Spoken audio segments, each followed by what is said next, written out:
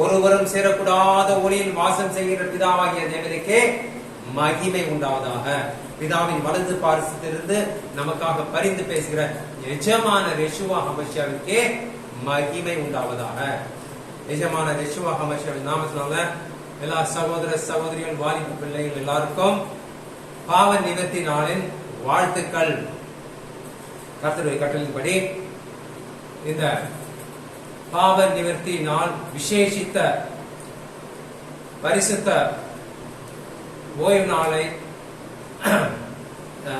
நம்ம எல்லோரும் ஜெபம் செய்து ஆரம்பிக்கலாம். அல்லேலூயா.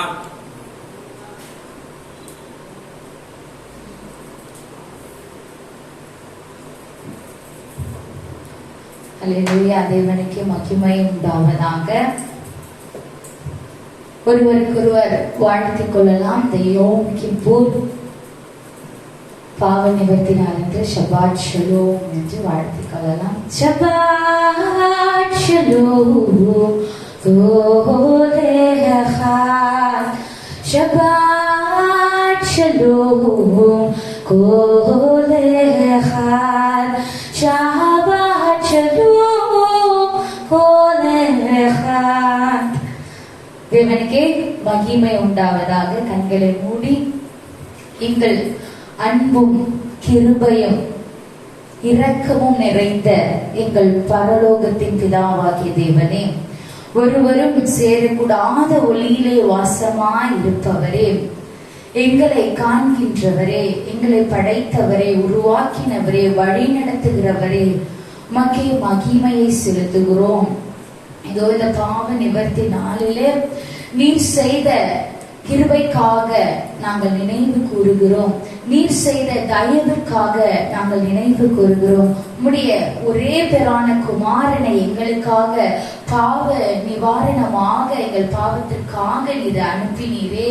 ஆண்டவரே, உமக்கு நாங்கள் பிதாவாகிய தேவனை நன்றி செலுத்துகிறோம். நாமத்தை மாற்றும் நாங்கள் மகிமைப்படுத்துகிறோம்.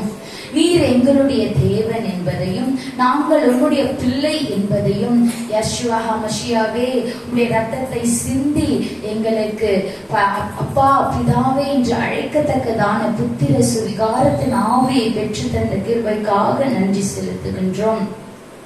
ராஜ்யம் வருவதாக, அவருடைய சித்தம் பரலோகத்திலே செய்யப்படுகிறது போல இந்த பூமியிலேயும் செய்யப்படுவதாக. இதோ இந்த நாள், இந்த பாவ நிவர்த்தி நாளிலே எங்கள் ஆத்துமாக்களை தாழ்த்தி உடைய சமூகத்திலே, நம்முடைய சமூகத்திற்கு நேராக வருகிறோம். உம்முடைய பிரசனம், உம்முடைய ஆளுகை, உம்முடைய பரிசுத்த ஆவியினால் எங்களை நிரப்பி இன்னும் அதிகமாக ஓடும்படிக்கான கிருபை, உமக்கு சாட்சி உள்ள ஜீவத்தை வாழும்படிக்கான கிருபை என்க ஆண்டவரே நீர் நித்தமும் தரும்படியாக நாங்கள் யெஷுவா ஹமஷியாவின் நாமத்தினாலே ஜெபிக்கிறோம். எங்கள் அன்பு நிறைந்த பிதாவே, இதோ யெஷுவா ஹமஷியாவின் நாமத்தினாலே யோம் கிப்பூர் பாவ நிவர்த்தி நாளை ஆரம்பிக்கிறோம். ஆமென். அல்லேலூயா. தேவனுக்கே மகிமை உண்டாவதாக. தேவன் இந்த வேளையில துதியினால் அவரை உயர்த்த போகின்றோம். சங்கீதம் 3:34 வாசனம் இப்படியாக சொல்லிருக்கு, தாழ்மை உள்ளவர்களுக்கோ கிருபை அளிக்கிறார். அல்லேலூயா. தேவனிடத்தில் நாம் தாழ்மையாக இருக்கும் பொழுது அவர் கிருபையை அளிக்கிறவராக இருக்கிறார். ஆமென். அல்லேலூயா. யாக்கோபு 4:6 பார்த்தோம், பெருமை உள்ளவர்களுக்கு எதிர்த்து நிற்கிறார், தாழ்மை உள்ளவர்களுக்கோ அவர் கிருபை அளிக்கிறவராக இருக்கிறார். ஆமென். ஆகவே அவருடைய கிருபையை நாம் எப்பொழுதும் இழந்து போக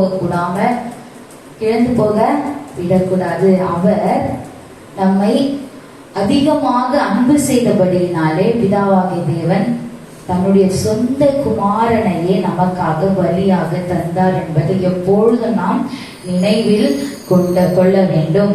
ஆமென். அதை நினைவில் கொண்டு இந்த நாளிலே, இந்த ஆசீர்வதிக்கப்பட்ட பரிசுத்தமாக்கப்பட்ட இந்த நாளிலே நாம் சபையாக ஒரு மனதோடு அவரை முழு மனதோடு, முழு ஆத்மாவோடு, முழு பலத்தோடும் அவரை என்ன பண்ண போகிறோம்?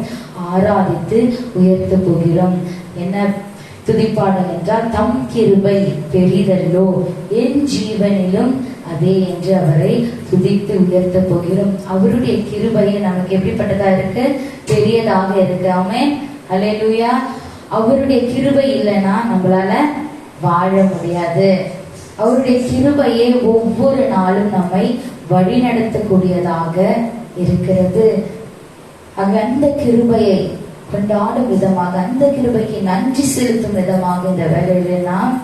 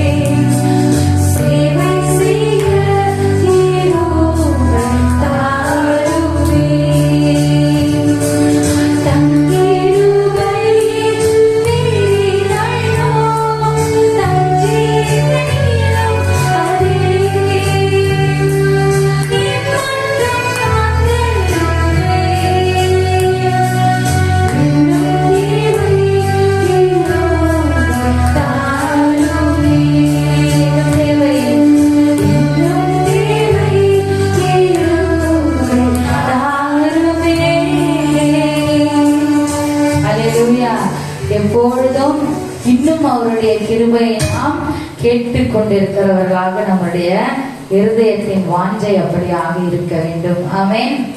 அல்லேலூயா. அவரே உன்னதத்தின் தேவனாக இருக்கிறார். எப்பொழுது நம்மை தாங்குகிறது என்னவா இருக்கிறது? என்னவா இருக்கு? இருக்கிறது. ஆகவே உங்க கிருபை தான் என்னை தாங்குகிறது, உங்க கிருபை தான் என்னை நடத்துகிறது என்று இந்த வேலை என்ன பண்ண போறோம்? துதிக்க போகிறோம். ஆமென்.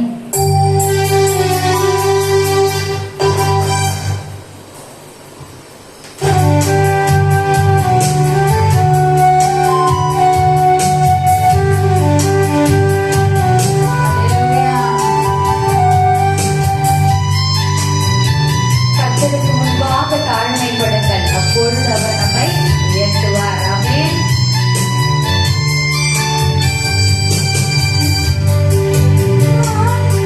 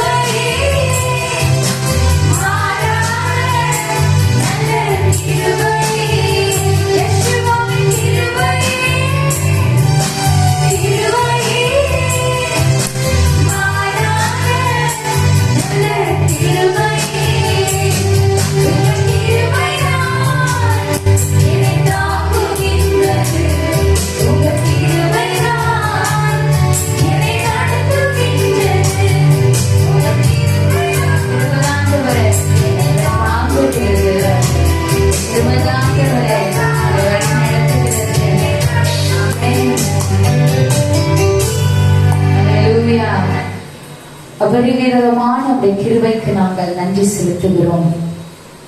உமக்கே மகிமை செலுத்துகின்றோம். உமக்கு பயப்படும் பொழுது, உம்மிடத்துல தாழ்மைப்படும் பொழுது 3 விதமான ஆசீர்வாதங்களினாலே எங்களை ஆசீர்வதிக்கிறவராக நீர் இருக்கிறீர். ஐஸ்வர்யமும் மகிமையும் திவ்ய ஜீவனையும் தந்து எங்களை நீர் ஆசீர்வதிக்கிறீர். சத்தியத்தை எங்களுக்கு தெளிவுபடுத்தினீர். சத்தியத்தின் வழிகளை எங்களை வழிநடத்துகிற கிருபைக்காக உமக்கு நாங்கள் கூடி நன்றிகளை ஏறெடுக்கிறோம். யேசுவா ஹமஷியா நாமத்தினாலே எங்கள் துதியாரதனை ஏறெடுத்தும் நீத்தாமை சிறந்த வாசனையாக ஏற்றுக்கொண்ட கிருபைக்காக நன்றி செலுத்துகிறோம். தேவனுடைய வார்த்தைகளை தியானிப்போம். இதற்கு முன்பாக எங்கள் அன்பின் தகப்பனே, இந்த வார்த்தைகளை நாங்கள் தியானிக்க போகிறோம். லிதியாவின் இருதயத்தை திறந்தது போல இந்த வார்த்தைகளை கேட்கும்படியாக ஒவ்வொருவருடைய இருதயத்தினை திறந்தருளுவீராக. இந்த வார்த்தைகளை ஆண்டவரே தியானித்து அதில் பெருகும்படிக்காக நீர் கிருபையாக ஒவ்வொருவரையும் வழி நடத்துவீராக. யேசுவா ஹமஷியாவை நாமத்தினால் ஜெபிக்கிறோம் எங்கள் அன்பு நல்ல பிதாவே, ஆமென்.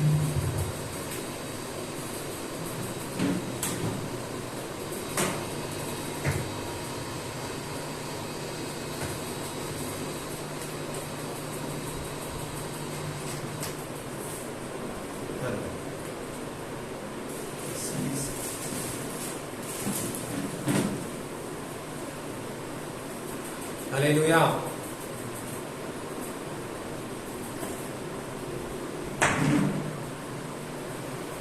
பிதாவாகிய தேவனுக்கே மகிமை உண்டாவதாக. நிஜமான யெஷுவா ஹமஷியாவுக்கே மகிமை உண்டாவதாக.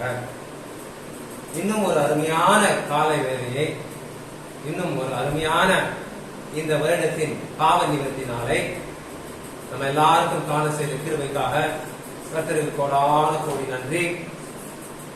இந்த அருமையான காலை வேளையில, இந்த அருமையான பாவ நிவர்த்தி நாளிலே சகோதர சகோதரிகள் வாலிப பிள்ளை எல்லாரையும் காண்பதற்கு மிகவும் மகிழ்ச்சியாக இருக்கிறது. கர்த்தர் மகிமைப்படுவார். இந்த பரிசுத்த நாள்ல, விசேஷித்த நாள்ல, ஆசீர்வதிக்கப்பட்ட நாள்ல, மன மகிழ்ச்சியா இருந்து தேவனை மகிமைப்படுத்துற நாள்ல எல்லாரையும் சகோதர சகோதரிகள் வாலிப பிள்ளைகள் எல்லாரையும் இந்த பாவ நிவர்த்தி விசேஷித்த ஓய்வு நாள் பரிசுத்த சபை கொடுத்ததுக்கு எல்லாரையும் வரவேற்கிறேன். எப்படி இருக்கீங்க எல்லாரும்? நல்லா கர்த்தருக்கு கோடி நன்றி.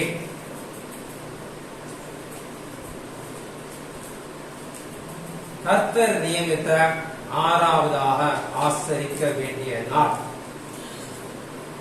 பாவ நிவர்த்தி நாள்.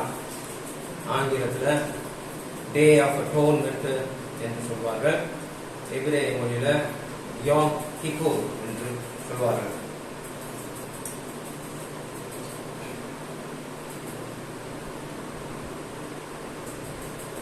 இந்த பாவ நிவர்த்தி நாள்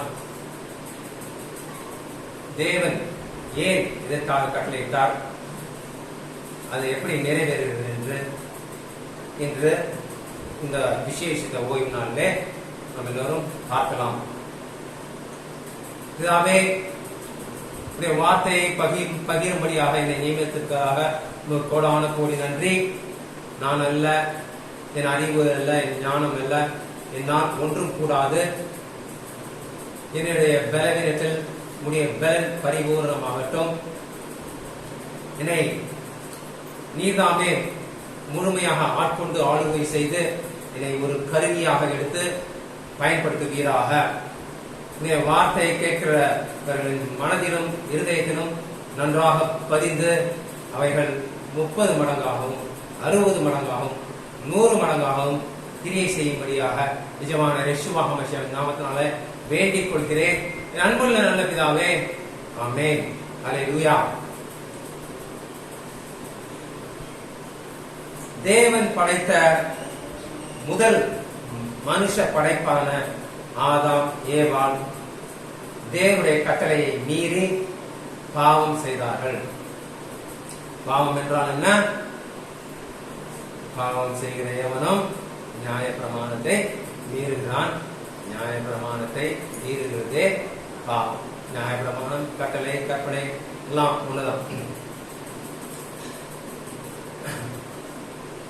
தேவன் ஆதாமிற்கு 2 கட்டளைகளை கொடுத்தார்.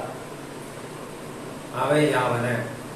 ஆதியாகமம் 2ஆம் அதிகாரம் 16, 17.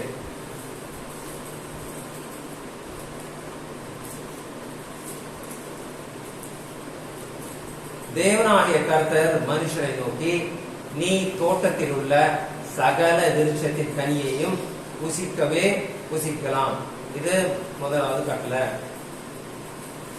ஆனாலும் நன்மை தீமை அறியத்தக்க விருட்சத்தின் கனியை புசிக்க வேண்டாம், அதை நீ புசிக்கும் நாளிலே சாகவே சாவா என்று கட்டளையிட்டார். இது 2வது கட்டளை.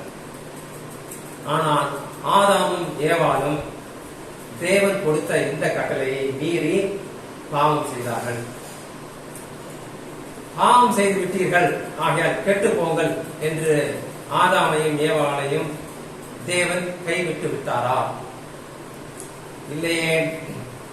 இங்கேதான் நம் தேவன் மகா அன்புள்ள தேவன் என்று காண்பிக்கிறார், நிரூபிக்கிறார்.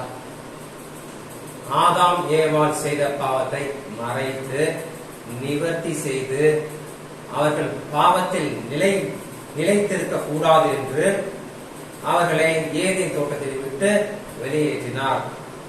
ஆதியாகமம் 3:21-23. தேவனாகிய கர்த்தர் ஆதாமுக்கும் அவன் மனைவிக்கும் தோல் உடைகளை உண்டாக்கி அவர்களுக்கு உடுத்தினார். தோல் உடை கொடுக்கணும்னா அது என்ன தோல் உடைன்னு குறிப்பிடல. ஆட்டு தோலா இருக்கலாம், மாட்டு தோலா இருக்கலாம். ஆனா தோல் உடை கொடுத்தார். கொடுத்து அவர் பாவத்தை மறைத்தார். தோல் எடுக்கணும்னா ஒரு ஆட்டுல இருந்து மாட்டுல இருந்தா தோல் எடுக்கணும்னா என்ன பண்ணும்? அந்த ஆட்டையாவது மாட்டையாவது பலி கொடுக்கணும். பலி கொடுத்தா அதோட ரத்தம் சிந்தப்படும். சோ ஆதாம் ஏவாள் செய்த பாவத்தை அந்த ஆட்டோ மாட்டோ ரத்தத்தினால் அவருடைய பாவத்தை கழுவி அவர் தோல் உடையால் அவர் பாவத்தை மறைத்தார். பின்பு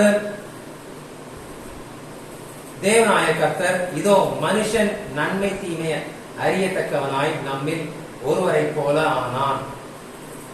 இப்பொழுதும் அவன் தன் கையை நீட்டி ஜீவ விருட்சத்தின் கனியை பறித்து புசித்து என்றைக்கும் உயிரோடு இராதபடிக்கு செய்ய வேண்டும் என்று அவர்களை செய்ய வேண்டும் என்று 23. அவன் எடுக்கப்பட்ட மண்ணை பண்படுத்த தேவனாகிய கர்த்தர் அவனை ஏதேன் தோட்டத்திலிருந்து அனுப்பிவிட்டார். கொஞ்சம் யோசித்து பாருங்க. தேவன் ஒரு நித்திய ஜீவன் கொடுக்கிற அந்த மரத்தை வச்சிருக்கிறார்.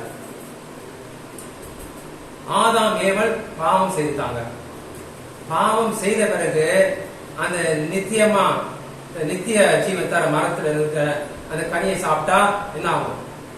அந்த பாவத்திலே நித்தியமா வாழ்வாங்க இல்லையா? அதனாலதான் அவரு தேவன் ஆதாம் ஏவாளை அது மாதிரி பாவத்திலே நித்தியமா வாழக்கூடாது என்று அந்த தோட்டத்தை விட்டு வெளியேற்றினார். எவ்வளவு மகா அன்புள்ள தேவனாக இருக்கிறார்ல. பாவம் செய்தால் விட்டு விடவில்லை, அப்படியே அவருக்கு பாவ நிவர்த்தி கொடுத்திருக்காரு. அப்புறம் அவங்க பாவத்திலே நித்தியமா வாழக்கூடாதுன்னு சொல்லிட்டு அவரை ஏதேன் தோட்டத்தை விட்டு வெளியேற்றிருக்கிறார். எவ்வளவு அன்பான தேவன். இப்படியாக மனுஷன் பாவம் செய்தால் அதற்கான நிவர்த்தியை ஆதாம் ஏவாள் முதல் தேவன் வைத்திருக்கிறார். பிறகு இஸ்ரவேல் ஜனங்களை சோதிப்பதற்காகவும் அவர்கள் பாவம் செய்யாதபடிக்கு தேவனை பற்றும் பயம் அவர்கள் முகத்திற்கு முன்பாக இருப்பதற்காகவும் தேவன் முதலில் சீனாய் மலையின் மேல் இறங்கி இஸ்ரவேல் ஜனங்களுக்கு 10 கட்டளைகளை கொடுத்தார். யாத்திராகமம் 19ஆம் அதிகாரம் 20ஆம் அதிகாரத்துல இந்த சம்பவம் இருக்கிறது. தேவனுடைய இந்த கட்டளைகளை மீறி இஸ்ரவேல் ஜனங்கள் பாவம் செய்தால் இதற்கான பாவ நிவர்த்தியையும் தேவன் வைத்திருக்கிறார். இதற்கான முறைமையை தேவன் லேவியராகமம் 16ஆம் அதிகாரம் முழுவதிலும் கட்டளையிட்டிருக்கிறார். லேவியராகமம் 16ஆம் அதிகாரம் முழுவதிலும் கட்டளையிட்டிருக்கிறார்.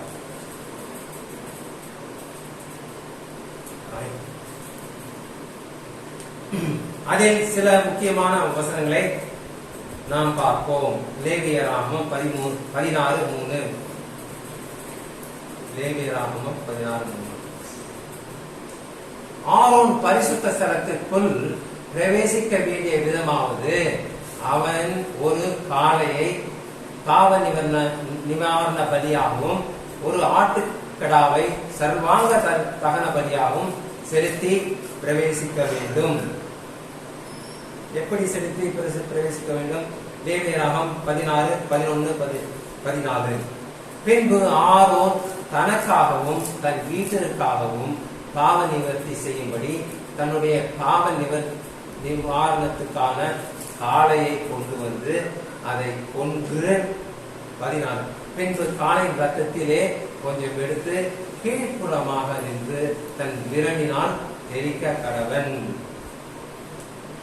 இதில் நாம் 2 முக்கியமான காரியத்தை கவனிக்க வேண்டும். முதலாவது, ரத்தம் சிந்தப்பட வேண்டும். பிறகு அந்த ரத்தத்தை கிருபாசனத்தின் மேல் தெளிக்க வேண்டும்.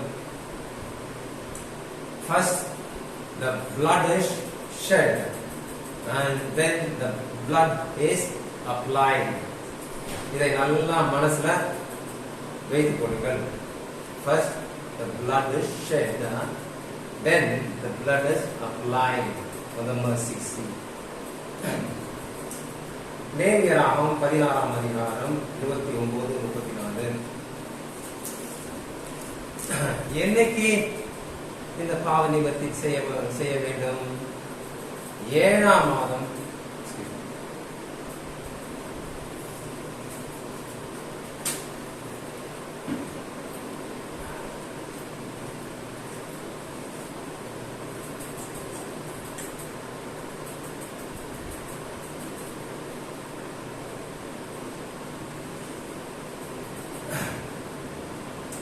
ஏழாம் மாதம் 10ஆம் தேதியிலே சுதேசியானாலும் உங்களுக்குள் தங்கும் பரதேசியானாலும் தங்கள் ஆத்துமாக்களை தாழ்மைப்படுத்துவதுமன்றி ஒரு வேலையும் செய்யாமல் இருக்க வேண்டும். இது உங்களுக்கு நித்திய கட்டளையாய் இருக்க கடவுது. கர்த்தருடைய சந்நிதியில் உங்கள் பாவம் எல்லாம் நீங்கி சுத்திகரிக்கும்படி அந்நாளில் உங்களை சுத்திகரிக்கும் பொருட்டு உங்களுக்காக பாவ நிவர்த்தி செய்யப்படும். உங்களுக்கு அது விசேஷித்த ஓய்வு நாள். அதிலே உங்கள் ஆத்துமாக்களை தாழ்மைப்படுத்த கடமைகள். இது நித்திய கட்டளை. யார் இந்த பாவ நிவர்த்தி செய்ய வேண்டும் என்று 32ஆம் அதிகாரம் 33ஆம் அதிகாரம் சொல்கிறது. 34ஆவது அதிகாரத்துக்கு நம்ம வசனத்துக்கு இப்படி வருஷத்தில் ஒரு முறை இஸ்ரவேல் புத்திரருக்காக அவருடைய சகல பாவங்களுக்கும் பாவ நிவர்த்தி செய்வது உங்களுக்கு நித்திய கட்டளையா இருக்க கடவுது என்று சொல் என்றார். கர்த்தர் மோசேக்கு கட்டளையிட்டபடியே ஆரோன் செய்தான். இந்த நாளை, இந்த பாவ நிவர்த்தி நாளை எப்பொழுது ஆசரிக்க வேண்டும்? 7ஆம் மாதம் 9ஆம் நாள் சாயங்காலம் துவக்கி மறுநாள் சாயங்காலம் மட்டும் ஓய்வை ஆசரிக்க வேண்டும். இந்த நாள் எப்படிப்பட்ட நாள்? இது விசேஷித்த ஓய்வு நாள். அதிலே ஒரு வேளையும் செய்யாமல் இருக்க வேண்டும். சாபத், ஹை சாபத், விசேஷித்த ஓய்வு நாள். இந்த நாளை எப்படி ஆசரிக்க வேண்டும்? ஆத்துமாக்களை தாழ்மைப்படுத்த வேண்டும்.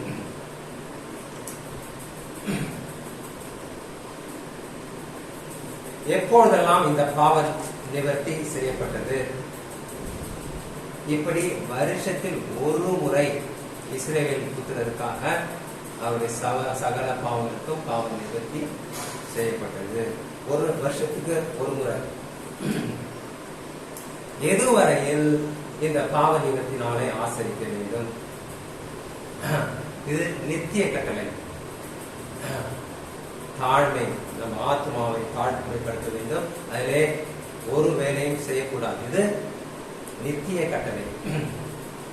லேவியராம் 16:29 நித்திய கட்டளை இருக்கு. அந்நாளில் தன்னை தாழ்மைப்படுத்த எந்த ஆத்மாவும் தன் ஜனத்திலிருந்து இருக்கும். ஓகே, அந்நாளில் ஒரு ஆத்மா யார் ஒரு வேலை செய்தால் அந்த ஆத்மா அவை அவன் ஜனத்தினர் வைக்காமல் அழிப்பேன். அதில் நீங்கள் எந்த வேலையும் செய்யாதிருப்பது உங்கள் வாசஸ்தலங்களில் எல்லாம் உங்கள் தலைமுறை தோறும் செல்ல வேண்டிய நித்திய கட்டளை. சோ பாவ நிவர்த்தி நாள் என்பது நித்திய கட்டளை. பழைய ஏற்பாட்டு இஸ்ரவேலுக்கு மாத்திரம் நித்திய கட்டளை. பின்பு இந்த நாளை 7 பண்டிகைகளில் ஒன்றாக ஆசரிக்கும்படி கர்த்தர் கட்டளையிட்டார். லேவியராகமம் 23:4-27-32.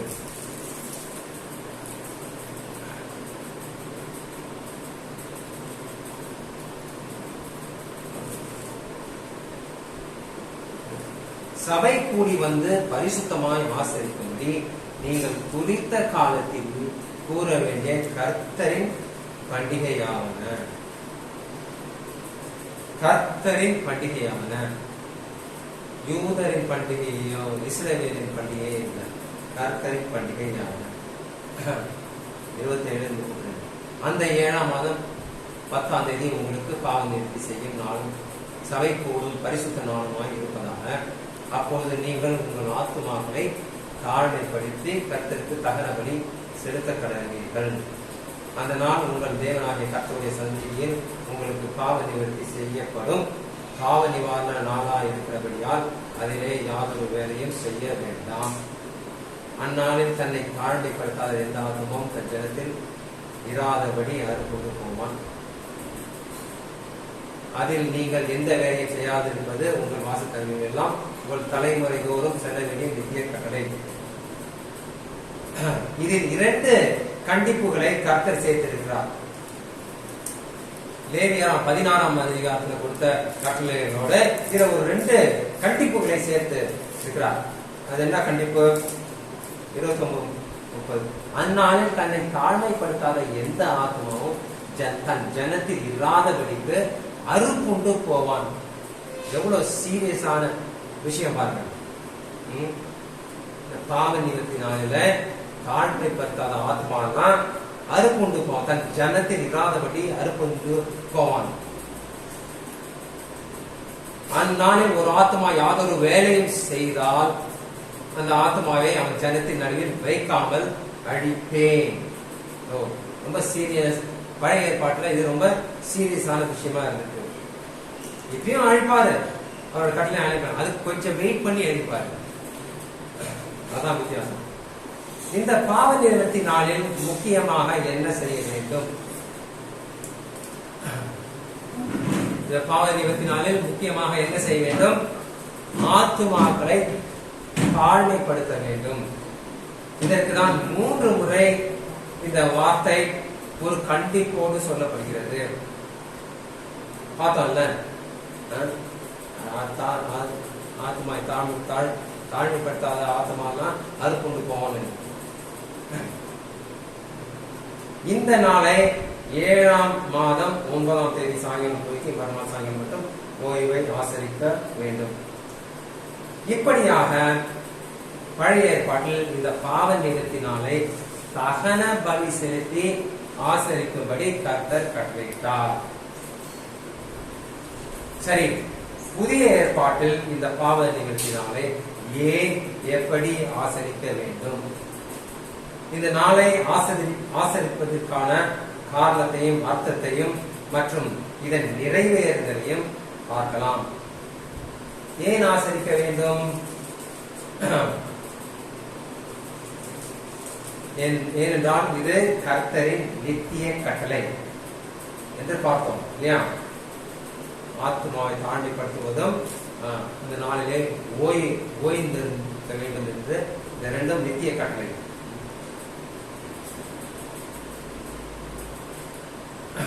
ஒரு முறை ரட்சிக்கப்பட்டால் பிறகு பாவமே செய்ய மாட்டோமா? பாவமே செய்யாமல் இருப்போமா? ஒரு முறை ரட்சிக்கப்பட்டால் ஞானஸ்நானம் எடுத்து அதுக்கப்புறம் பாவமே செய்ய மாட்டோமா? நாம் மாமிசத்திலும் ரத்தத்திலும் இருக்கும் வரை பாவம் செய்வோம். ஏதாவது ஒரு சின்ன பாவம் மாதிரி செய்வோம். கோபம் கொண்டு அதுல ஏதாவது தவறான வார்த்தை பேசினாலும் அது பாவம் தான்.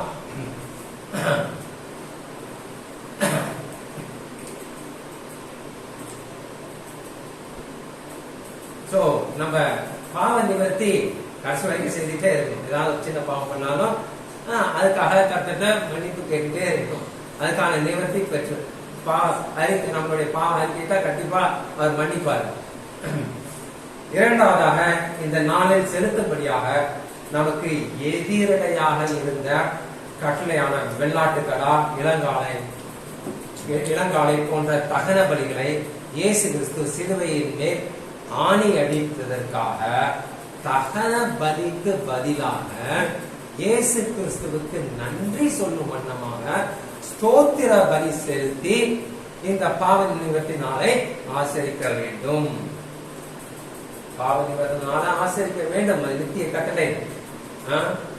பழைய ஏற்பாட்டில் தகன பலி செய்து ஆசரித்தாங்க.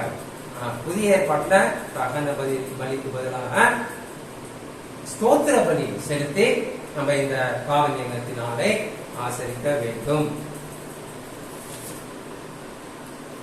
எப்படி இயேசு கிறிஸ்து தகன பலிகளை சிலுவையின் மேல் ஆணி அடித்தார்? எபிரேயர் 9:11-14 வரைக்கும். எப்படி இயேசு கிறிஸ்து தகன பலிகளை சிலுவையின் மேல் ஆணி அடித்தார்? எபிரேயர் 9:11-14.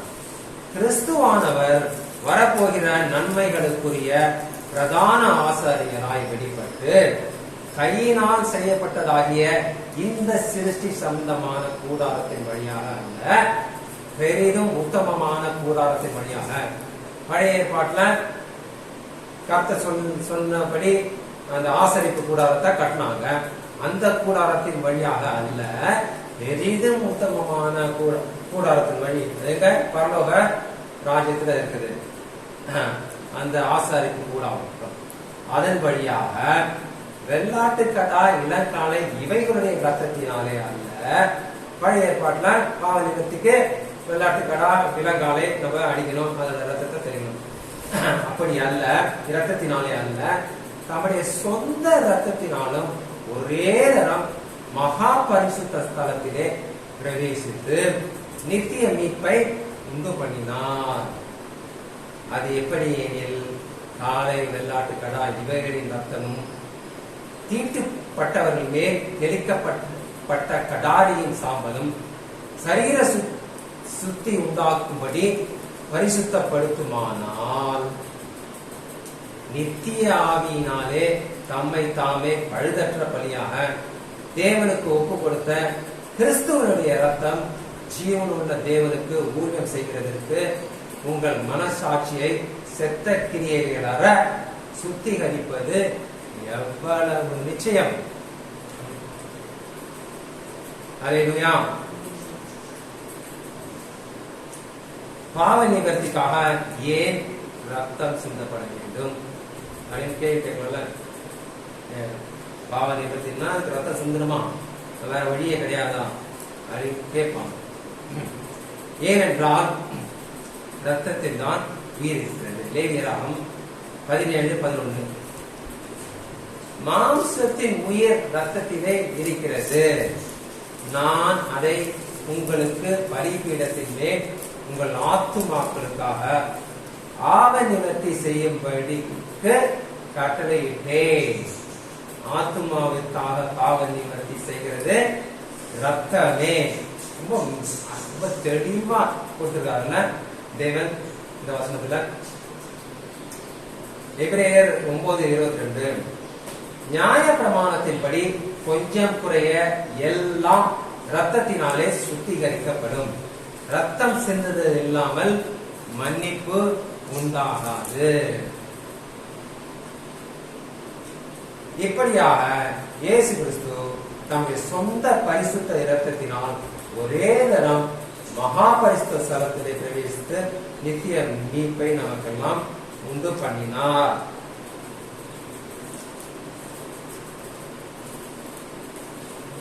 இதற்குதான் தகன பலிக்கு பதிலாக இயேசு கிறிஸ்துவிற்கு நன்றி சொல்லும் வண்ணமாக ஸ்தோத்திர பலிகளை செலுத்தி இன்று இந்த பாவ நிவர்த்தினாலே ஆசரிக்க வேண்டும்.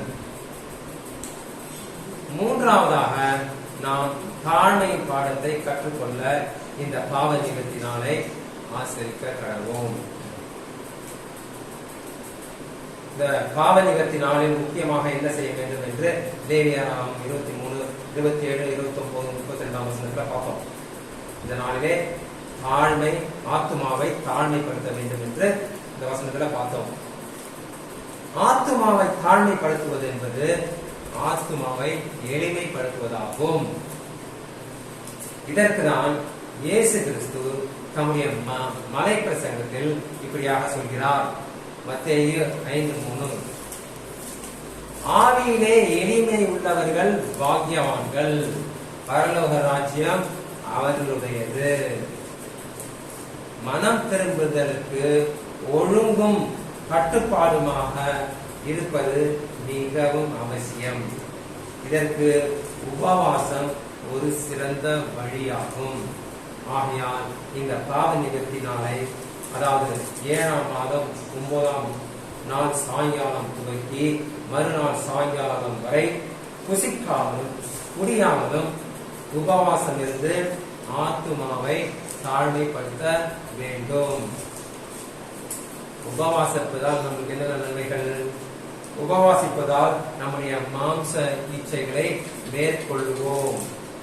உபவாசிப்பதால் நம்முடைய சரீரத்தையும் ஆத்துமாவையும் ஆவிக்குரிய வழிகளுக்கு சமர்ப்பிக்கிறோம். இப்படியாக நாம் ஆவியிலே பலனடைவோம். நாம் உபவாசிப்பதற்காக ஒரு நேரத்தை ஒதுக்கும் போது ஆகாரத்தை விட கர்த்தருக்கு முதலிடம் கொடுக்கிறோம். மேலும் தாழ்மையை குறித்து யாக்கோபு 4:6-10 இப்படியாக சொல்கிறார். அவர் அதிகமான கிருபையை அளிக்கிறாரே, ஆதலால் தேவன் பெருமை உள்ளவர்களுக்கு எதிர்த்து நிற்கிறார், தாழ்மை உள்ளவர்களுக்கோ கிருபை அளிக்கிறார் என்று சொல்லி இருக்கிறது. 10ஆம் வசனம். கர்த்தருக்கு முன்பாக தாழ்மைப்படுங்கள், அப்பொழுது அவர் உங்களை உயர்த்துவார். அல்லேலூயா. நான்காவதாக இந்த நாளை விசேஷித்த ஓய்வு நாளாக பாவித்து அதில் யாதொரு வேலையும் செய்யாமல் இந்த பாவ நிவர்த்தி நாளை ஆசரிக்க கடவோம். பார்த்தோம்ல லேவியராகமம் 23, 31, 32 இது விசேஷித்த ஓய்வு நாள், அதை யாதொரு வேலையும் செய்யக்கூடாது என்று பார்த்தோம். கடைசியாக இந்த பாவ நிவர்த்தி நாளை கர்த்தர் கட்டளையிட்டதற்கான காரணம்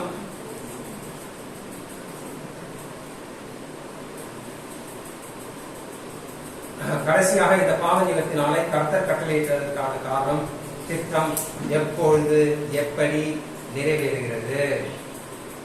எபிரேயர் 5:8-10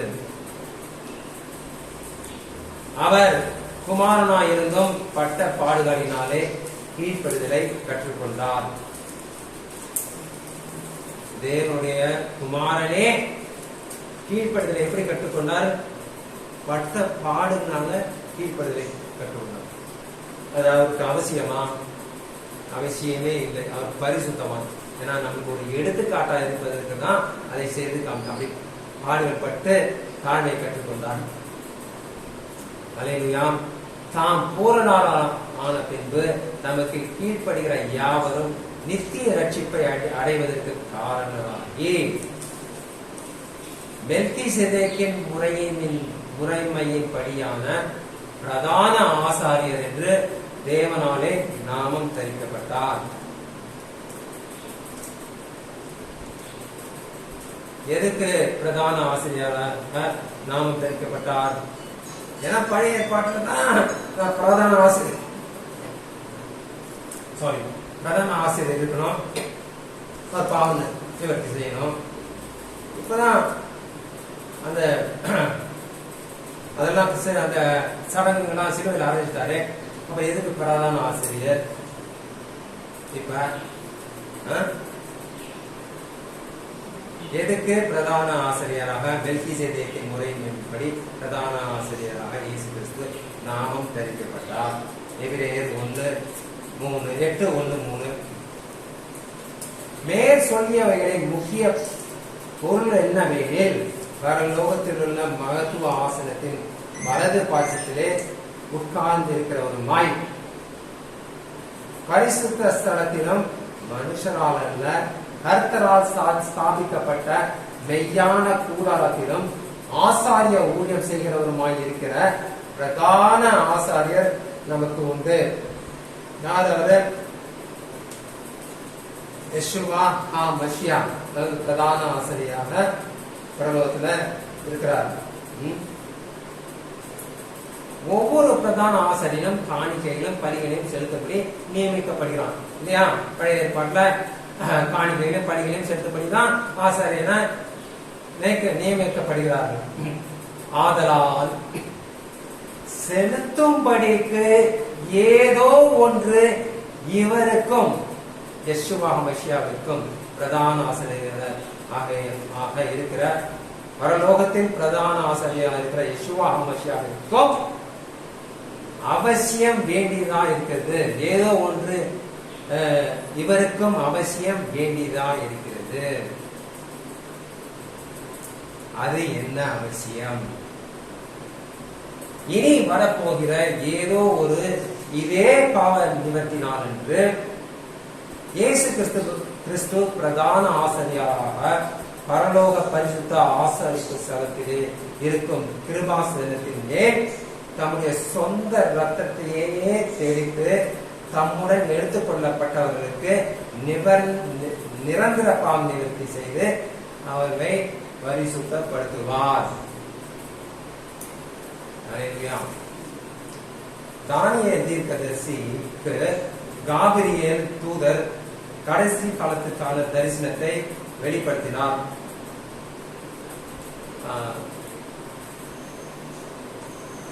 அது என்ன தரிசனம் தெரிஞ்சுக்க விரும்புகிறீங்களா? தானியேல் 9:21 அப்படி நான் ஜெபம் பண்ணி கொண்டிருக்கும் போதே முதல் தரிசனத்திலே நான் கண்ட புருஷனாகிய காபிரியேல் வேகமாக பறந்து வந்து அந்திப்பலியின் நேரமாகிய வேளையிலே என்னை தொட்டான். 24 மீறுதலை தவிர்க்கிறதற்கும் இதுதான் காபிரியேல் தூதர் தானியேலுக்கு வெளிப்படுத்தின கடைசி கால நிகழ்வுகள். மீறுதலை தவிர்க்கிறதற்கும் பாவங்களை துளைக்கிறதற்கும் அக்கிரமத்தை நிவர்த்தி பண்ணுகிறதற்கும் இதெல்லாம் மீறுதெல்லாம் இப்ப இருக்குது, பாவம் இருக்குது, அக்கிரமம் எல்லாம் இருக்குது இல்லையா? இப்ப அதெல்லாம் துளைக்கிறதற்கும் நிவர்த்தி பண்ணுகிறதற்கும் நித்திய நீதியை வருவிக்கிறதற்கும் நித்திய நீதி இப்ப இருக்கா இல்ல நித்திய நீதியை வருவிக்கிறதற்கும் தரிசனத்தையும் தீர்க்க தரிசனத்தையும் முத்திரிக்கிறதற்கும் மகா பரிசுத்தம் உள்ளவரை அபிஷேகம் பண்ணுகிறதற்கும் உன் ஜனத்தின் மேலும் உன் பரிசுத்த நகரத்தின் மேலும் 70 வாரங்கள் செல்லும்படி குறிக்கப்பட்டிருக்கிறது. இதுதான் காபிரியேல் தூதன் தானியேலுக்கு வெளிப்படுத்தின ஒரு கடைசி கால நிகழ்வு.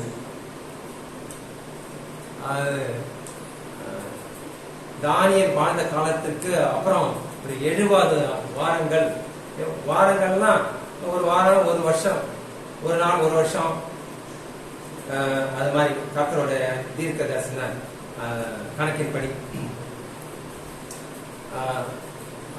70 வாரங்கள் ஆகும். எதுக்கு 70 வாரங்கள் ஆகும்?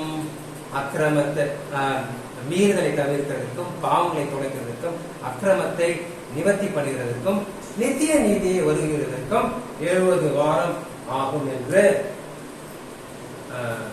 தீர்க்க தரிசனமாக காவியன் தூதன் தானியேலுக்கு வெளிப்படுத்தினார்.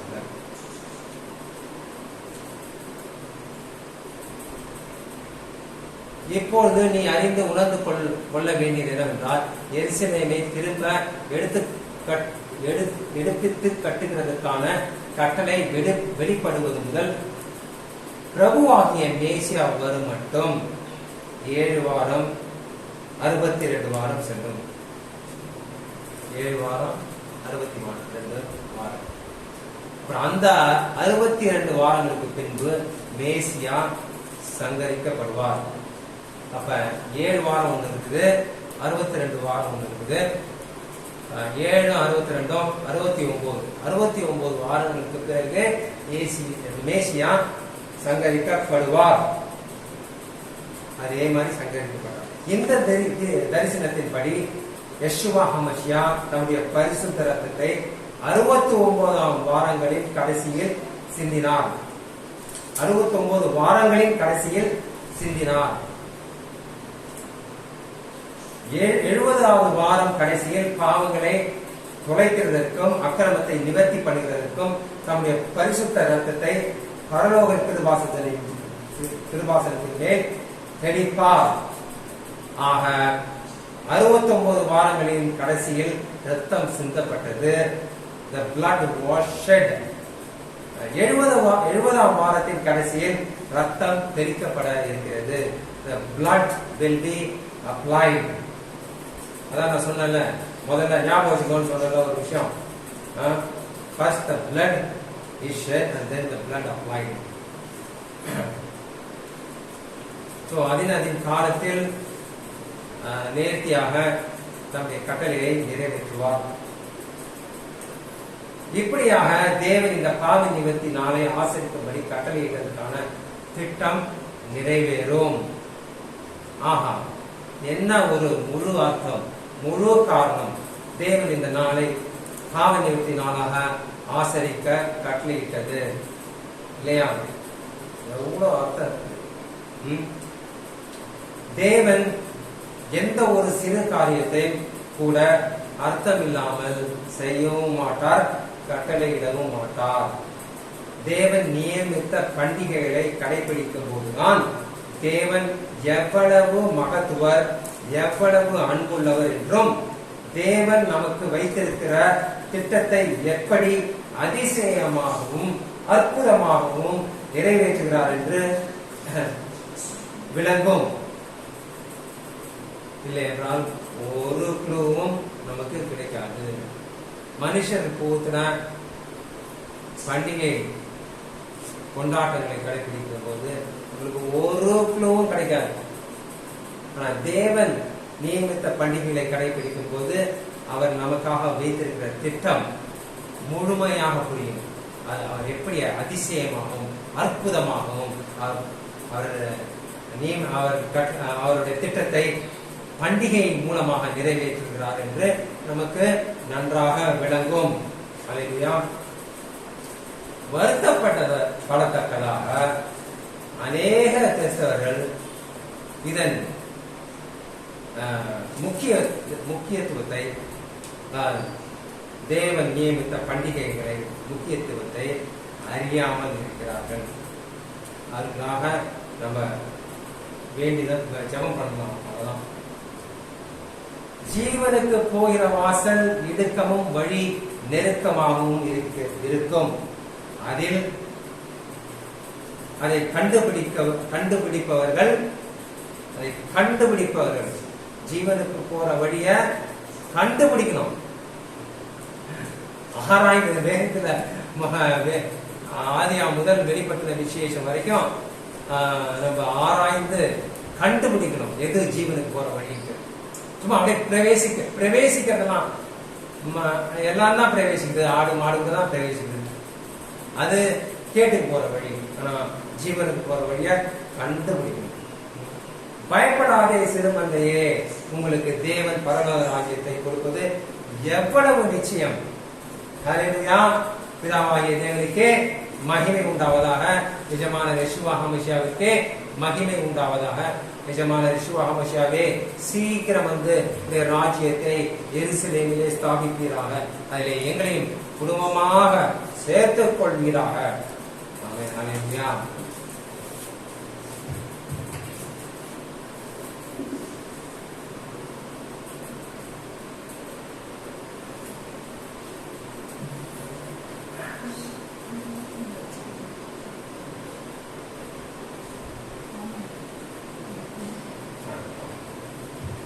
ஹல்லேலூயா. தேவனுக்கே மகிமை உண்டாவதாக. சங்கீதத்திலே 26ஆம் அதிகாரம் 12ஆம் வசனத்திலே இப்படியாக எழுதப்பட்டிருக்கிறது, என் கால் செம்மையான இடத்திலே நிற்கிறது, சபைகளிலே நான் கர்த்தரை துதிப்பேன். என் கால் செம்மையான இடத்திலே நிற்கிறது, சபைகளிலே நான் கர்த்தரை துதிப்பேன். ஆகவே இந்த பரிசுத்தமான இந்த ஓய்வு நாளிலே, விசேஷித்த ஓய்வு நாளிலே சகோதரர் டேவிட்டோடு சேர்ந்து நம்ம இன்னும் தேவனை துதிக்க போகிறோம். ஹல்லேலூயா. தேவனுக்கே மகிமை உண்டாவதாக.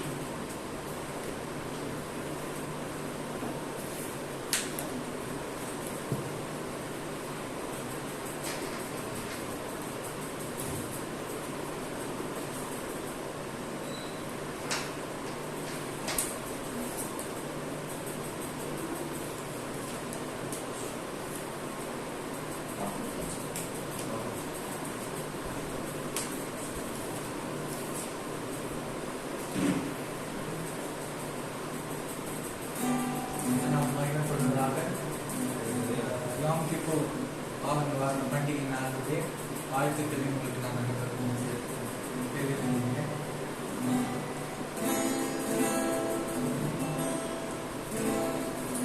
நாளில் ஒரு முக்கியமான ஒரு வாழ்த்துதலை தெரிவித்து சொல்லுவாங்க. என்னன்னாக்கா வேணா சொல்லுவோம், அதனால ஒருத்தர் வாழ்த்தும் போது நான் வந்து எல்லா ஷபாத்தை விட மேலான இது வந்து ஷபாத் ஷபாத்தோன் அப்படின்னு சொல்லுவாங்க. ஷபாத் ஆஃப் ஆல் ஷபாத், எல்லா ஓய்வு நாட்களும் மேலான ஒரு பயங்கரமான ஒரு பெரிய ஒரு ஓய்வு நாள், விசேஷித்த ஓய்வு நாள். ஹீப்ரூல ஷபாத் ஷபாத்தோன். நம்ம இந்த ஷபாத்தோடு கூட ஒருவரை வாழ்த்தி ஒரே ஒரு பாடலை மட்டும் பாடி இந்த செஷன் முடிச்சிருக்காங்க.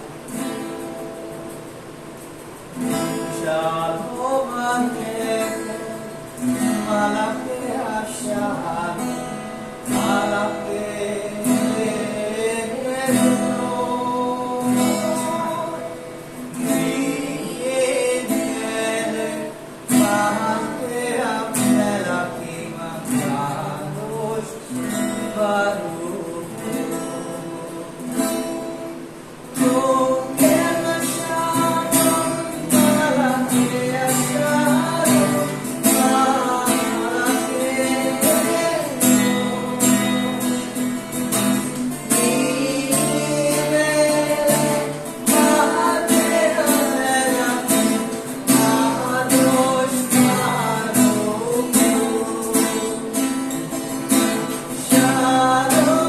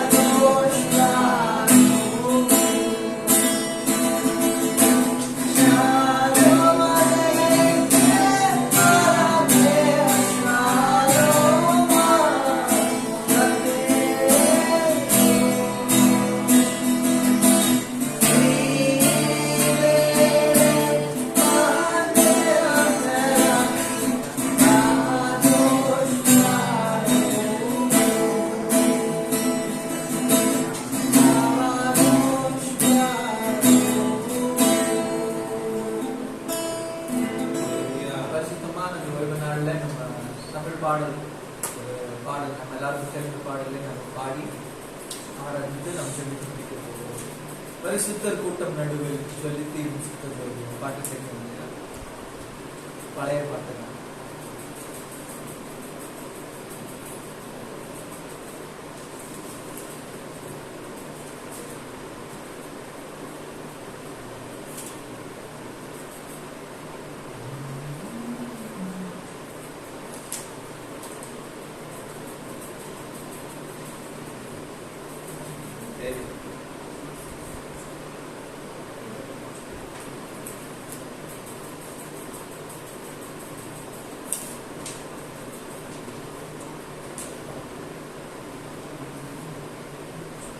ஒரு நாள் இதே நாள்ல நம்ம என்ன பண்ண போறோம்னா பரிசுத்தர் கூட்டம் நடுவுல ஆண்டவரை துதிக்க போகிறோம். மென் வஸ்திரத்தை தரித்து ஆண்டவருடைய சமூகத்துக்கு முன்பதாக நம்ம நித்திய காலமாக ஒரு பெர்மனன்ட் ஒரு க்ளோயிங் எவர் க்ளோயிங் ஒரு ட்ரெஸ் ஆண்டவர் நமக்கு கொடுக்க போறார்.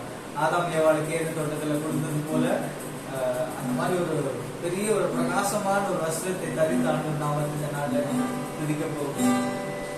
அந்த கூட்டத்தோட நம்ம ஜாயின் பண்ணிக்கணும்னா இன்னைக்கு நம்ம என்ன பண்ணணும்? அதுக்கான ஆயத்தத்துக்குள்ளாக நம்ம வர வேண்டியது அவசியமா இருக்கு இல்லையா? எதுக்காக இந்த நாட்கள் ஒவ்வொரு வருஷமும் ஆண்டவர் நமக்கு இத பிரதர் சொல்லும் போது ஒரு அழகான ஒரு வார்த்தை சொன்னாங்க. இதே நித்திய உடன்படிக்கையா? என்னது? எவர்லாஸ்டிங் கவெனன்ட். அதாவது பாதியில உடைக்கக்கூடிய உடன்படிக்கை கிடையாது. தெளிவா பைபிள் என்ன சொல்லுது? நித்திய உடன்படிக்கை என்று சொல்லுது. இந்த உலகத்துல இன்றைக்கு என்ன பண்றது? இந்த காரியங்கள்லாம் நிறைய பேருக்கு இன்னும் மறைக்கப்பட்டு வைக்கிறது. சோ இந்த நித்திய உடன்படிக்கைக்கு நம்ம இது பண்ணோம்னா ஒவ்வொரு வருஷமும் நம்ம இதை பின்பற்றும் போது என்ன பண்றோம்னா it is like a rehearsal. நம்ம என்ன பண்றோம்? ஒத்திகை பார்க்கிறோம். கடைசி நாள் இது நிறைவேற போகிறதுக்காக என்ன பண்றோம்? நம்ம ஒத்திகை பார்க்கிறோம் இல்லையா? அது போல நம்ம இந்த ஒத்திகைகளை நம்ம பார்க்கிறோம். நம்ம நேற்று ஒரு வர்ஷிப்பிங் ஒரு மூடோடு கூட இந்த பாடலை நம்ம பாடுவோம். ஆண்டவரை நோக்கி இது வந்து God to man to God song. நம்ம டைரக்டா தேவனை நோக்கி பாடக்கூடியதான ஒரு பாடல். எனவே நம்ம எல்லா காரியங்களும் மறந்து நம்ம சுத்தி இருக்கிற காரியங்களும் மறந்து நம்ம கேட்ட செய்தியை இதனால ஞாபகப்படுத்தி இந்த பாடலை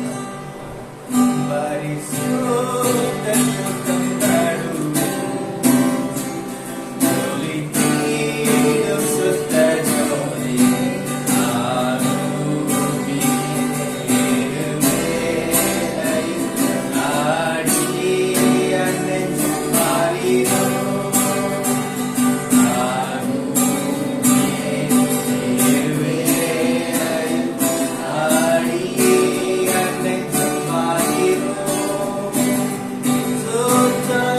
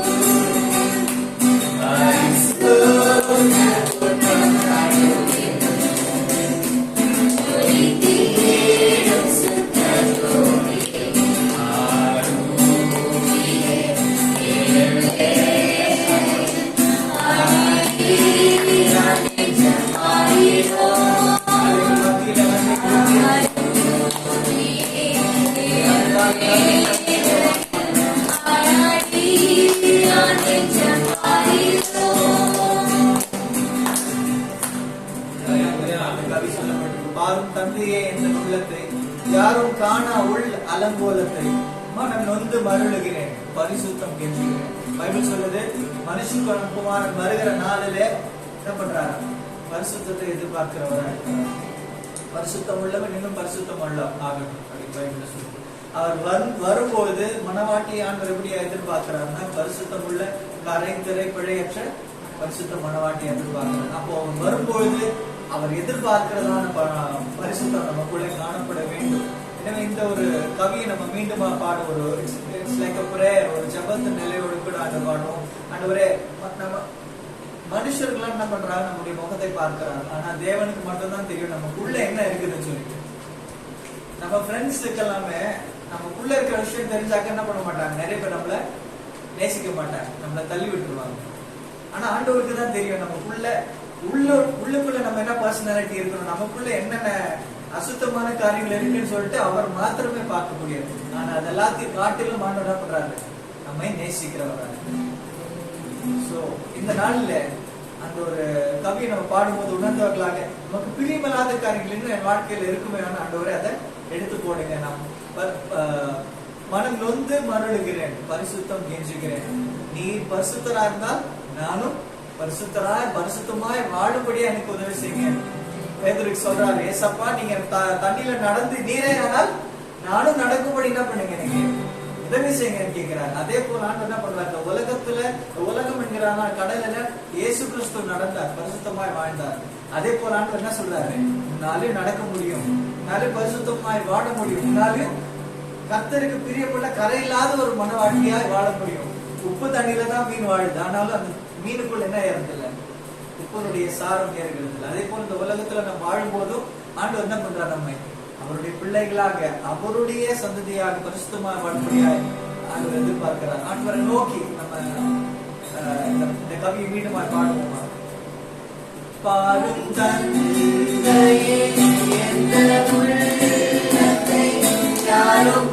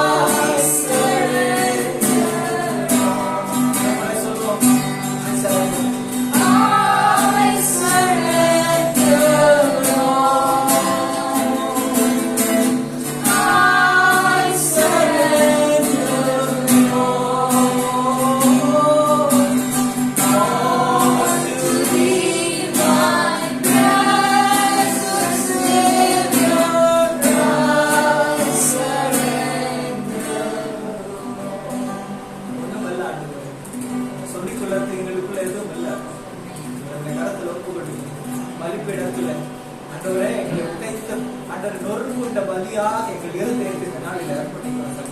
நீங்க ஏற்றுக்கொள்ளுங்க.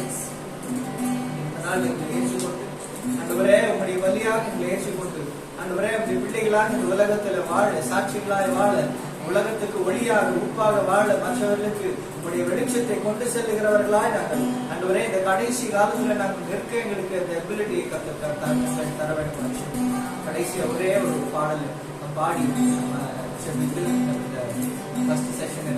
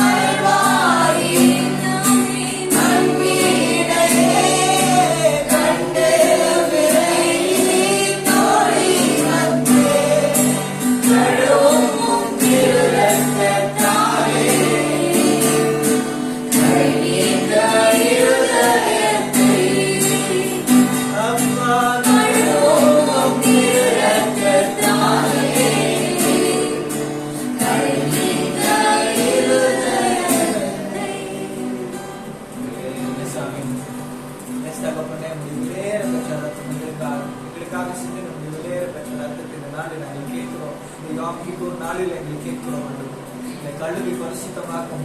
கடந்த வருடத்துல ஆண்டவரே நமக்கு பிரியமில்லாத காரியங்கள் எங்கள் இருதயத்தில் எதுவா இருந்தாலும் ஆண்டவரே நாளிலே கழுவும்படியா நாங்கள் செபிக்கிறோம். ஒரு புதிய இருதயத்தை தாவீது கேட்கிறது போல create in me a clean and pure heart, O God, என்று சொல்லி கேட்கிறது போல இருதயத்தை புதிய ஒரு இருதயமாக மாற்ற மாட்டுவரே. பழைய மனுஷன் ஒழித்து போய் இந்த புதிய வருடத்துல நீ வருகிற நாட்களில் நீர் எதிர்பார்க்கிற காரியங்கள், நீர் எதிர்பார்க்கிற பரிசுத்தம், நீர் எதிர்பார்க்கிறதான அன்பு, நீர் எதிர்பார்க்கிற அந்த தயவு, நற்குணம், சாந்தம், இச்சை அடக்கம் இவைகள் எல்லாம் எனக்குள்ள காணப்படும்படியாக கர்த்தர் எனக்கு கிருபை செய்தார். நன்றி அப்பா, உங்களுடைய கர்த்தர் இந்த சிறு ஆராதனையும் ஆண்டவரே நொறுங்குண்ட இருதயத்தை கர்த்தர் புறக்கணிக்க மாட்டார் என்ற வேத வசனத்தின்படி நொறுங்குண்ட இருதயமாக என்னுடைய இந்த ஆராதனை கர்த்தர் ஏற்றுக்கொண்டு ஆண்டவரே இந்த நாளிலே எங்களுக்கு ஒரு பெரிய ஒரு மாறுதலையும் ஆசீர்வாதத்தையும் கட்டளை எடுத்து தருகிறார்கள். லாபசி மெஷுவா மசியாவின் ஈடு இணையற்ற நாமத்தினாலே நாங்கள் சொல்லியிருக்கிறோம்.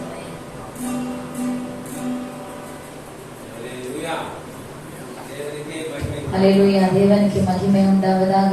அனைவரும் ஆத்மாவே கர்த்தரை ஸ்தோத்திரி என்பவருமே கர்த்தரின் பரிசுத்த நாமத்தை ஸ்தோத்திரி. என் ஆத்மாவே கர்த்தரை ஸ்தோத்திரி, கர்த்தர் செய்த சகல உபகாரங்களையும் மறவாதே. ஆமென்.